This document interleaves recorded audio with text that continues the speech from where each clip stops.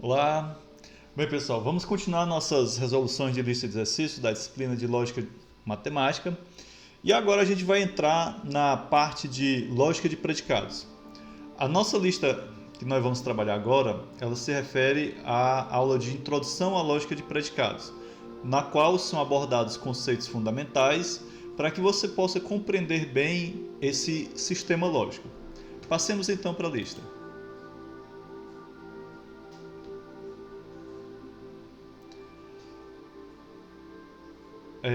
A nossa primeira questão, ela diz o seguinte: usando os símbolos de predicado indicados e os quantificadores apropriados, escreva cada declaração em português. Então, nós temos aqui como universo do discurso o conjunto de servidores, os servidores. Predicado SX significa X está com alto consumo de CPU. Predicado CX, X está com alto consumo de memória. MX, X é um servidor de banco de dados. E TX, X é um servidor web. Bem, temos aqui algumas sentenças escritas em linguagem natural, em português, e a sua tarefa, a sua missão era criar, fazer uma tradução dessas sentenças da linguagem natural para a linguagem da lógica de predicados. Então a primeira diz o seguinte: todos os servidores estão com alto consumo de CPU. De cara a gente vê a quantificação universal marcada pela palavra todos. Então nós temos aqui o quantificador universal para todo x, e o predicado SX, que quer dizer servidores com alto consumo, X tem alto consumo de CPU. Como você pode observar aqui no início do enunciado da questão. Então, para todo X, quer dizer, todos os servidores, indica quantificador universal. Letra B. Alguns servidores estão com alto consumo de memória. A palavra alguns, a expressão alguns, ela denota uma quantificação existencial. Não é uma quantificação universal, como já foi explicado isso em sala de aula. Logo, usa-se o quantificador existencial. Então, temos aqui a nossa fórmula devidamente colocada, construída. Para todo x, x satisfaz c. Ou seja, alguns servidores indica quantificador universal. Letra C. Alguns servidores estão com alto consumo de CPU e memória. Então, aqui nós temos alto consumo de CPU e alto consumo de memória. Então, nós temos dois predicados nesse caso. Para tanto, o que nós vamos ter aqui? Temos aqui o quantificador existencial, afinal de contas, nós temos aqui o alguns, que é a expressão que denota claramente uma quantificação existencial, e temos aqui um conectivo da conjunção. Afinal de contas, nós temos esse I, memória. Então, predicado SX, predicado CX, beleza. Alguns indica quantificador existencial e precisamos da conjunção para o I. Letra D. Todos os servidores de banco de dados estão com alto consumo de memória. Como aqui nós temos uma quantificação universal, o todos indica isso, nós vamos utilizar quantificador universal. A quantificação universal, quando envolve mais de um predicado, em geral, ela é expressa como uma condicional. Então, nós poderíamos ler da seguinte maneira: para todo x, se x é um servidor de banco de dados, então x está com alto consumo de memória, certo? Então, para todos os servidores de banco de dados, usamos a implicação. Letra E, vamos passar aqui um pouquinho. Letra E diz o seguinte: alguns servidores web estão com alto consumo de CPU e memória. Mais uma vez, a expressão alguns denota uma quantificação existencial. Logo, o uso do quantificador existencial. Como nós temos aqui servidores web representado pelo predicado TX, alto consumo de CPU representado pelo predicado SX e alto consumo de memória representado pelo predicado CX, nós temos uma conjunção de predicados. Lembrando que foi comentado em sala de aula que quando nós temos uma quantificação existencial, em geral, nós a representamos utilizando uma conjunção, quando é mais de um predicado. Ao passo que a quantificação universal, quando nós temos mais de um predicado, nós utilizamos uma condicional. Na quantificação existencial, em geral, nós utilizamos uma conjunção. Passemos para a letra F. Na letra F, nós temos a palavra nenhum. Nenhum servidor está com alto consumo. Bom, a gente sabe que a expressão nenhum indica também uma quantificação universal, só que nós estamos negando uma determinada condição. Nesse caso, para todo x, né, não sx, ou seja, o predicado sx não é satisfeito. Então, para todo x, o predicado sx não é satisfeito, ou seja, nenhum x, né? Então, nenhum é equivalente a não existe, ou todo x não é, certo? Letra G. Todos os servidores de banco de dados e todos os servidores da web estão com alto consumo de CPU. Nesse caso aqui, nós temos uma expressão um tanto mais complexa do que as expressões anteriores, né? Ele está indicando todos os servidores de banco de dados e servidores da web. Então, ele está quantificando universalmente, né? Não somente os servidores de banco de dados, mas também os servidores web. E esses servidores de banco de dados e servidores da web, eles estão com alto consumo de energia, aliás, de CPU, desculpa. Logo, a expressão na forma de uma sentença, ou melhor, de uma fórmula da lógica de predicados, vai ficar da seguinte maneira: para todo x, se x é um servidor de banco de dados ou x é um servidor web, então x está com alto consumo de CPU. Seria a maneira, digamos assim, ao pé da letra de ler essa fórmula da lógica de predicados. Vamos adiante. Letra H. A letra H diz o seguinte: todos os servidores que não estão com alto consumo de CPU estão com alto consumo de memória. Ou seja, há uma negação do predicado que se refere ao alto consumo de CPU. E há uma quantificação universal, todos. Logo, a gente começa com o quantificador universal, né? A negação, não estão com alto consumo de CPU, então nós negamos o predicado x está com alto consumo de CPU, então, né, o consequente dessa condicional, né, está com alto consumo de memória, ok? Então, nós temos aqui uma implicação com negação do antecedente. Bem, vamos para para a segunda questão. Na segunda questão, nós temos uma questão semelhante. Traduz as sentenças em linguagem corrente para uma notação simbólica usando os termos predicados e os conectivos sentenciais. Essa questão, como é semelhante à questão anterior, eu vou passar ela um pouco mais rapidamente, né? Não vou entrar em muitos detalhes como a gente fez anteriormente. O nosso universo do discurso é o conjunto de pessoas. Temos aqui o predicado é x, x é estudante, predicado x, x é inteligente, x é um aluno, predicado G, x gosta de programar, predicado D é digno, predicado B é bom, GMX, x gosta de lógica matemática, GAX gosta de algoritmo e SX é sério. Bem, todos os estudantes são inteligentes. Para todo x, se x é um estudante, então x é inteligente. Alguns estudantes são inteligentes.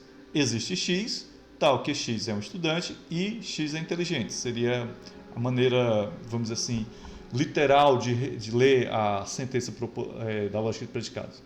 Nenhum estudante é inteligente.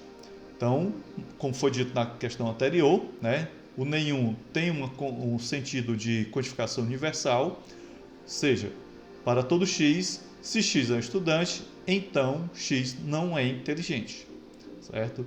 Letra D. Alguns alunos gostam de programar. O alguns, como foi comentado na questão anterior, também denota existencial, né? Quantificação existencial. Existe x, tal que x é um aluno e x gosta de programar. Todos os estudantes são dignos. Mais uma vez, quantificação universal. Para todo x, se x é estudante, então x é digno. Alguns estudantes são dignos. Alguns alunos são bons, desculpa. Existe um X, tal que X é aluno e X é bom. Alguns alunos são bons e dignos. Então, existe um X, tal que X é um aluno e X é bom e X é digno. Vejam que a quantificação existencial, como ela é representada por conjunção, todos os elementos dessa conjunção precisam ser satisfeitos para que a expressão lógica, né, seja verdadeira. Letra H. Alguns alunos que não são sérios gostam de lógica matemática. Observe que temos o alguns, então quantificação existencial, existe X tal que X é aluno e X não é sério e X gosta de lógica matemática. Não é sério, tem aqui a negação, eu estou negando o predicado. Certo? Todos os alunos que gostam de algoritmos são bons. Então aqui nós temos o predicado alunos, o predicado gosta de algoritmos e o predicado bom, né? Então, como são todos, temos aqui uma quantificação universal para todo x. Se x é A e x é GA, então x satisfaz B. Mais uma vez aqui, agora a terceira questão. Na terceira questão, nós vamos determinar o valor lógico, ou seja, se é verdadeiro ou falso das sentenças. Lembre-se do que foi colocado em sala de aula, que a determinação do valor lógico em sentenças da lógica de predicado, ela não é tão simples como acontece na lógica proposicional, que foi o sistema lógico que a gente estudou anteriormente. Então vamos lá. Exige um quê a mais de interpretação dessas sentenças. Bem, temos aqui o nosso universo do discurso é o conjunto U, que é o conjunto dos inteiros. Predicado P diz que x é par. Predicado G diz que x é maior do que 10. Então, nós temos aqui a primeira sentença, letra A, existe um x tal que x satisfaz P. O que é que isso está querendo dizer? Existe um x tal que x é par. Ora, evidentemente que é verdadeira, né? Então, existe pelo menos um número par no conjunto dos inteiros. Isso é fácil provar. Para todo x, se x é maior do que 10, então x é par. Evidentemente é falso, porque nós temos aqui uma quantificação universal. E aqui seria o seguinte: existem números ímpares maiores do que 10, logo nem todo x maior do que 10 é par. Então, se todos os números que fossem maior do que 10 fossem números pares dentro do conjunto dos números inteiros, aí sim essa sentença seria verdadeira. No caso aqui ela é falsa, porque é fácil apresentar um contra-exemplo de imediato. Letra C. A letra C diz o seguinte: existe um x, tal que x é par e x é maior do que 10. Então é fácil a gente apresentar um exemplo que torne essa sentença quantificada existencialmente verdadeira. Lembre-se que foi colocado em sala de aula que quando nós temos uma fórmula da lógica de predicados que é quantificada existencialmente, para demonstrar o valor de verdade dela, se é verdadeiro ou falso, basta que nós apresentemos um único exemplo.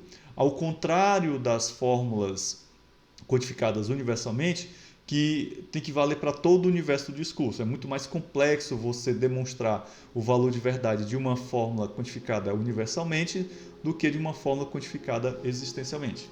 Então, nesse caso aqui, né, existem números pares maiores do que 10. Fácil provar. Então, verdadeiro. Para todo x, x é par ou x é maior do que 10. Evidentemente que é falso, né? A gente sabe que x ser par é fácil verificar a validade disso daqui. Ou x é verdadeiro, aliás, o x é maior do que 10 também é fácil verificar. Mas, como nós temos a quantificação universal, então todas as ocorrências de x teriam que fazer com que essa sentença, essa disjunção fosse verdadeira. Mas a gente sabe que existem números que não são pares e nem maiores do que 10. Né? Então, aqui, no caso, o exemplo, o 3. Ok? Vamos aqui para a quarta questão. Na quarta questão, nós temos o seguinte: forneça o valor lógico de cada uma das FBFs com a interpretação de que o domínio é o conjunto de todas as pessoas, MXY X é mãe de Y, f de X é do sexo feminino e o predicado M, X é do sexo masculino. Então aqui nós temos nessa questão um predicado que estabelece uma relação entre as variáveis X e Y, no caso o predicado M. Ok? Essa questão é semelhante à questão anterior, na qual nós tivemos que estabelecer o valor de verdade de cada uma das sentenças. Então vamos lá. Letra A diz o seguinte: para todo x existe um y, tal que x é mãe, aliás, y é mãe de x. Ok? Bem, nesse caso aqui, ele está dizendo que toda pessoa tem uma mãe. Ora, assumindo que nenhum ser humano é fruto de uma clonagem, né? Nós podemos dizer que sim, para todo x existe um y, tal que y é mãe de x, ou seja, todo mundo tem mãe, ok? Letra B. Na letra B diz o seguinte: existe um x para todo y, tal que x é mãe de y, ok? Ele está dizendo o seguinte, que não existe uma pessoa que seja mãe de todas as pessoas, certo? Então, essa sentença seria justamente isso. Você está dizendo que existe uma pessoa, um x qualquer, que ele é mãe de todo o y. Então, observe que o y, a variável y, ela está quantificada universalmente, certo? Então, isso quer dizer, a interpretação dessa expressão seria justamente isso. Existe um x para todo y, tal que x é mãe de todos os y. Então, não existe uma mãe universal. A mãe natureza seria aceitável, né? Mas aí foge totalmente do nosso escopo aqui. Bom, letra C. Na letra C nós temos duas quantificações universais. Para todo x, para todo y.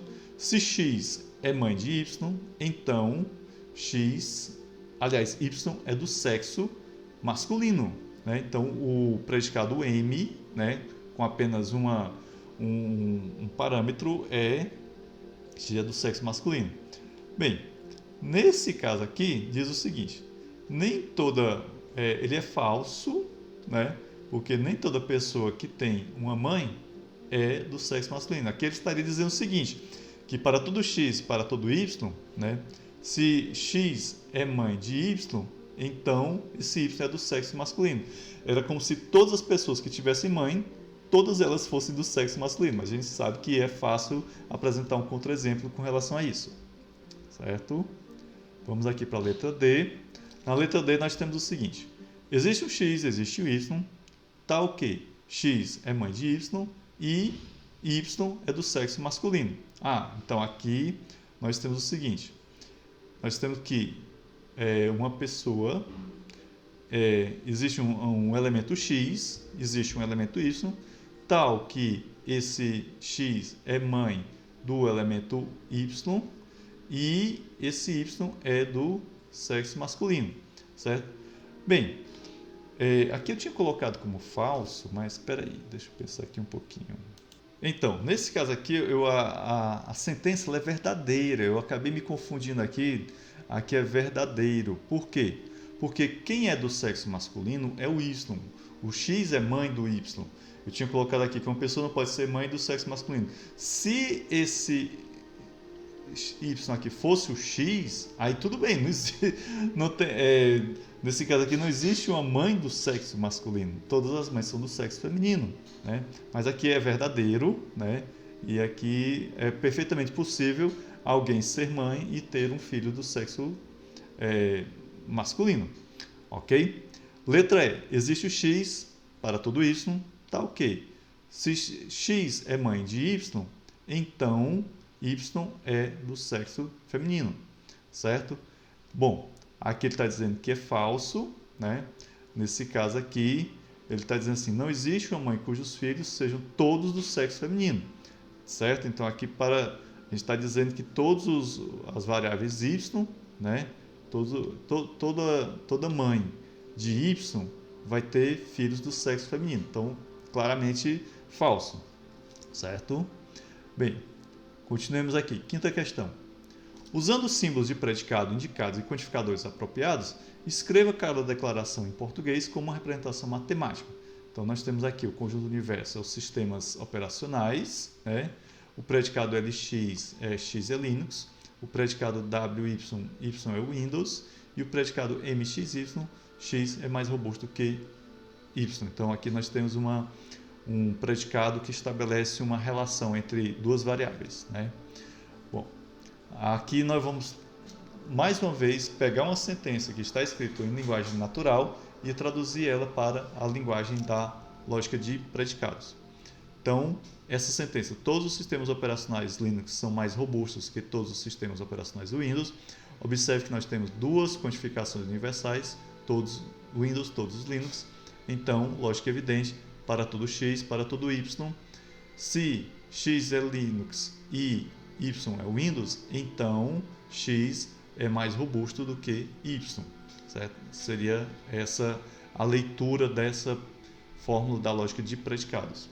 Alguns sistemas operacionais Linux são mais robustos que o Windows, né? Eu acabei esquecendo aqui.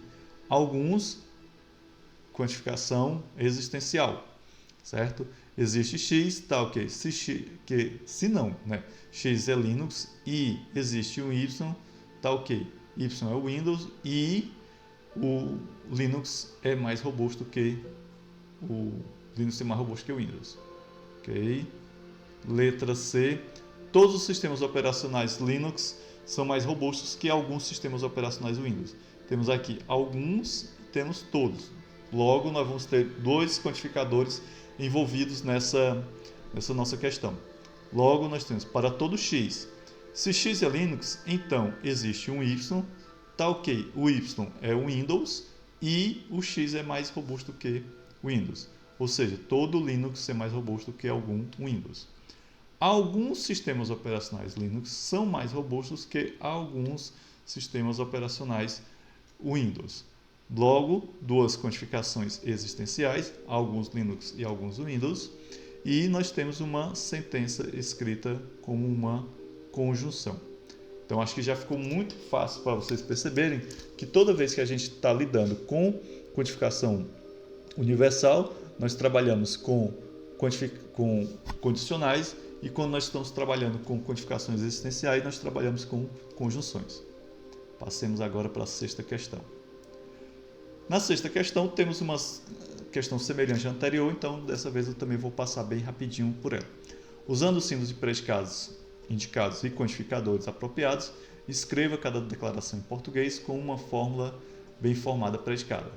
O universo do discurso são todas as variáveis globais de um programa de computador. O predicado M diz que X é maior que Y, certo? O predicado I, X é uma variável do tipo inteira. O predicado S, X é uma variável do tipo string. O predicado R, X é uma variável do tipo real. O predicado C, X é menor do que 10. E A é uma constante que é uma denominada A. Todas as variáveis são menores que 100. Então, nesse caso aqui, ele está dizendo que é uma quantificação universal para todo X, X, C. Certo? Muito simples. Existem variáveis do tipo string, né? Então, quantificação existencial, só temos um predicado, também muito simples aqui. Todas as variáveis ou são inteiras, ou são reais, ou são strings. Nesse caso, é fácil perceber a utilização da disjunção, né? Aí alguém pode dizer assim, pô, professor, mas você disse que quando nós temos uma quantificação universal, nós utilizamos uma condicional. Eu disse, em geral, utiliza-se uma condicional, mas também podemos utilizar disjunções, certo? Não se usa, no caso da quantificação universal, conjunções. Eu particularmente nunca vi na literatura nada a respeito disso, de quantificações universais utilizar condições. Existe até uma explicação que acho que eu comentei isso em sala de aula com vocês. Letra D. Existem variáveis inteiras que são maiores do que todas as reais. Então, temos aqui todas, então existem. Logo, nós vamos ter duas quantificações, uma quantificação universal e uma quantificação existencial. Existe X, tá ok. X é inteiro e, para todo Y, se o Y é real, então o x é maior do que y. Observe que nesse caso aqui a gente está somente traduzindo as sentenças escritas em linguagem natural para a linguagem simbólica. Ninguém está estabelecendo valor lógico para nenhuma dessas sentenças, certo? Algumas variáveis menores que x, que 100 são reais. Nesse caso aqui, para todo x, se x é real, então x é menor que 100, né? Então, aplicação universal. A variável a é do tipo string ou real. Então, aqui não teve nenhuma quantificação, né? SA ou RA, de junção simples sem quantificadores. Nenhuma variável é menor do que 100. Temos aqui um nenhuma, que indica o quê? A negação. Não é a negação da quantificação universal, mas a negação do predicado. Observem bem, estou dizendo aqui, para todo x, nenhum x não satisfaz C. Então, todos os x não satisfazem C. É a mesma coisa que dizer que nenhum x, né? Vejam que a negação não é relacionada ao predicado, mas sim ao quantificador, mas sim relacionado ao predicado. Letra H, todas as variáveis reais são maiores que a variável A. Então, mais uma vez, uma quantificação universal, certo? E aqui nós vamos para a sétima questão. Na sétima questão, nós vamos fazer o quê? Identificar o escopo de cada um dos quantificadores das FBFs a seguir e indicar quais são as variáveis livres, se elas existirem. Então, o escopo de quantificador foi um conceito que a gente trabalhou em sala de aula também, né? Então, só para refrescar a memória de vocês, se refere ao alcance de um determinado quantificador, ok? Então, aqui nós temos para todo x, se x satisfaz p, então y satisfaz q. Nesse caso, a variável livre é o y e o escopo do quantificador é toda a extensão da fórmula. Existe x, tá ok, x satisfaz a e para todo y, y satisfaz b. Nesse caso aqui, o escopo do x é toda a fórmula, o escopo do quantificador existencial, o escopo do quantificador existencial. Não existe escopo de variáveis, só existe escopo de quantificador. Então, o escopo do quantificador universal é somente o predicado by. E não há nenhuma variável livre. Todas as variáveis estão devidamente quantificadas. Certo? Quando toda variável está quantificada, então nós temos o quê? Não tem nenhuma variável livre. Existe x, tá o quê? Para todo y, x satisfaz p, x satisfaz y e x y satisfazem q. Então, o escopo do quantificador existencial é toda essa sentença. Já o escopo do quantificador universal é apenas o predicado px, aliás, pxy, né? Então, vejam que o conectivo, digamos assim, ele barra o escopo do quantificador universal, certo? E, no caso, a variável y, ela está livre, né, no predicado q. Aqui ela está livre. Existe x, existe y, está ok. X, y satisfazem A, e se x, y satisfaz A, e b, z satisfaz B, então a z satisfaz A. No caso, o escopo do primeiro quantificador existencial, que é o existencial x, é toda a fórmula. O escopo do segundo quantificador também é toda a fórmula. Certo? Então, quanto mais à esquerda um quantificador, maior é o seu escopo. Ok? Bom, gente, sendo assim, a gente conclui essa nossa explicação, certo?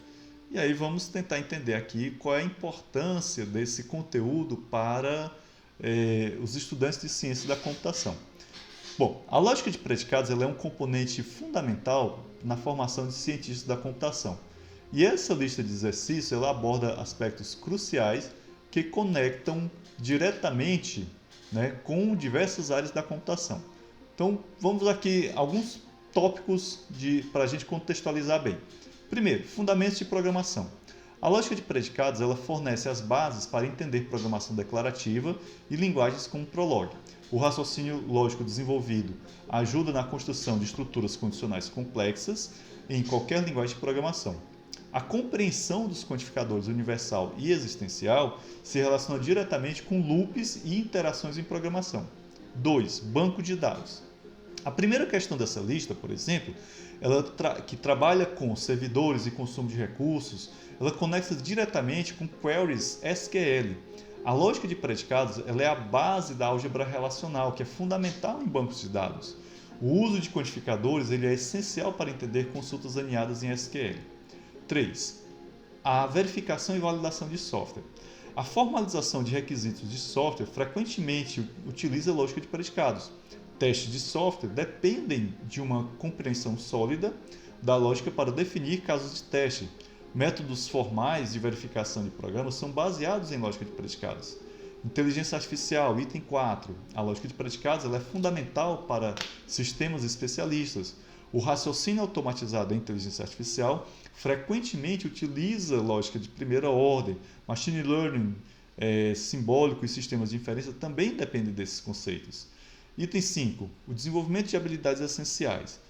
Nós temos, como por exemplo, o pensamento abstrato e a capacidade de formalização, a habilidade de traduzir problemas do mundo real para a linguagem formal, a capacidade de análise e decomposição de problemas complexos.